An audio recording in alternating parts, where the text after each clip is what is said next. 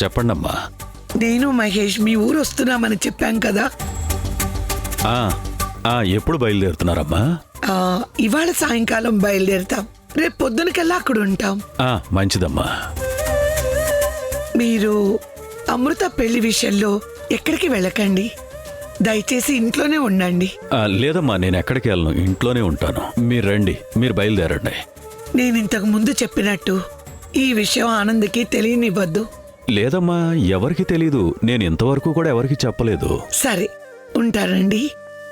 అలాగేనమ్మా, ఉంటాను.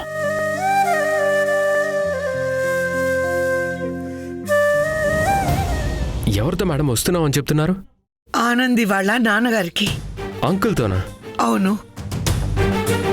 మనం అక్కడికి వెళ్ళి నువ్వు ఆనందని ప్రేమిస్తున్నానన్న విషయం, తనని పెళ్లి చేసుకోవాలనుకుంటున్నావన్న మాట ఆయనతో చెబుదాం.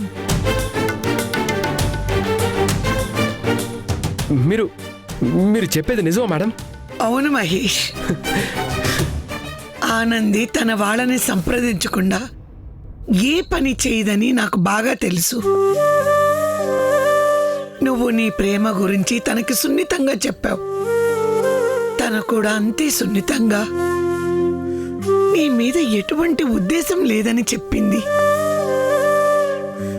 ఒకవేళ వాళ్ళ అమ్మా నాన్న నీ పెళ్లికి ఒప్పుకుంటే అప్పుడు ఆనంది కూడా వాళ్ళ మాట వినే అవకాశం ఉంది కదా. నేను ఈ విషయం వాళ్ళ నాన్నగారితో మాట్లాడాలని నేను చాలాసార్లు ప్రయత్నించాను, కానీ కుదరలేదు మేడం. చూడు మహేష్, నువ్వు మాట్లాడడం వేరు, పెద్దదానిగా నేను మాట్లాడడం వేరు. నాకెందుకో వాళ్ళు ఒప్పుకుంటారనిపిస్తుంది.